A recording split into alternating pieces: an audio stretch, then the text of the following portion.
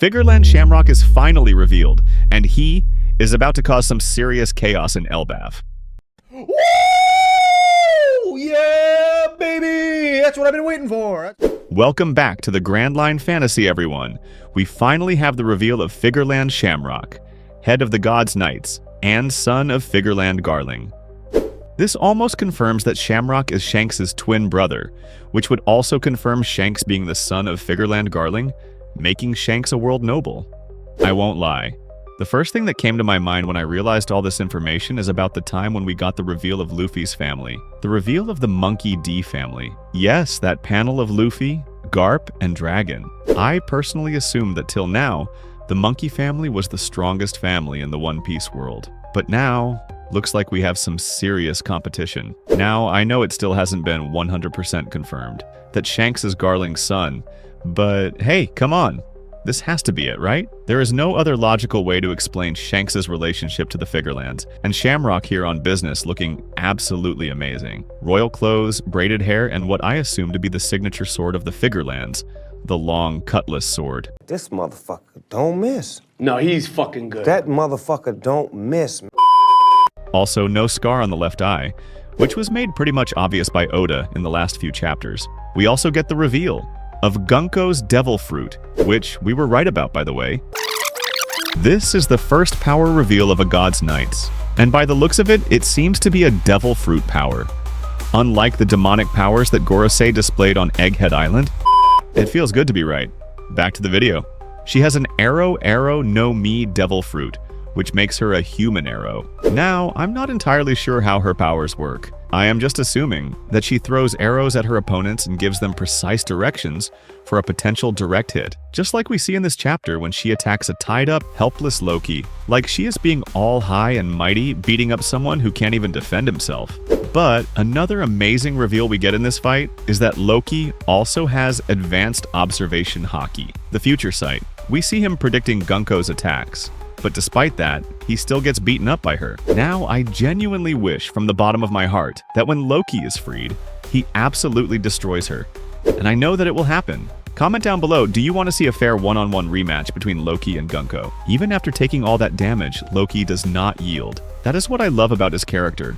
He may turn out to be a good guy or a bad guy, who knows? But the way he takes pride in being a proud warrior of Elbaph is respectable. Now, we don't know what Shamrock is about to do with Loki. Up until now, I haven't felt any threats or evil vibes from him. He's been quiet and hasn't made any rash moves. I guess we'll just have to wait and watch. Elsewhere, Luffy, Nami, Zoro, and Road explore the West Castle, place where King Harland was supposedly killed by Loki. I still do not believe that.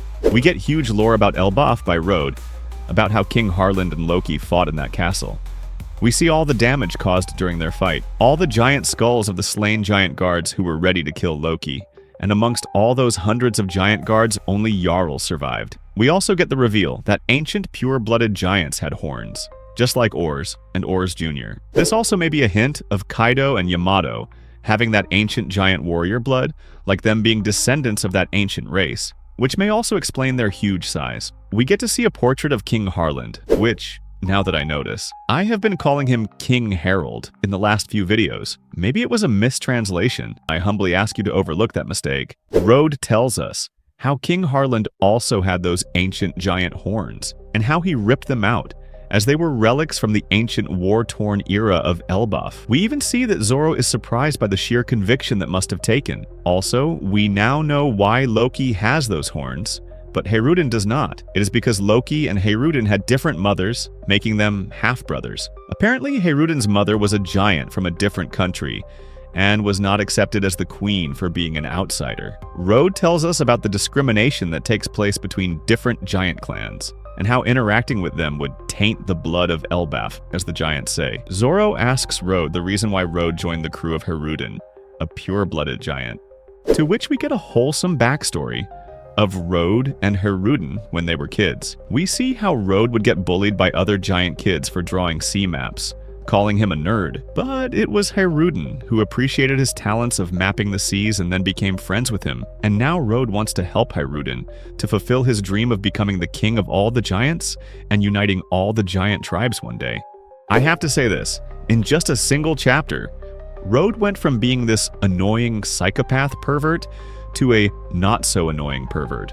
Oda again does an amazing job of giving weird and obnoxious characters a beautiful and wholesome backstory. But at the end of that scene, we see Luffy has spotted the giants that were attacked by the Holy Knights. Looks like Luffy and the others are about to learn that they have some really dangerous company on Elbaph. And that was it for the chapter. As always, amazing reveals, some interesting lore about ancient Elbaph, and those annoying cliffhangers that raise more and more questions every time. Will Luffy and Shamrock come face to face in the next chapter? Or will the mystery person make an appearance? So many questions, but all we can do is wait. If you enjoyed this review, please like, share, and subscribe to the channel. Comment your thoughts on the chapter, your theories and opinions about this video. Your support means the world to me. Also, check out my One Piece Final Battle series, where I tell a story on how I would like the final battle of One Piece to go down. The link for that is in the description below. And as always, thank you for watching this video. Until next time, keep dreaming big and sailing the Grand Line.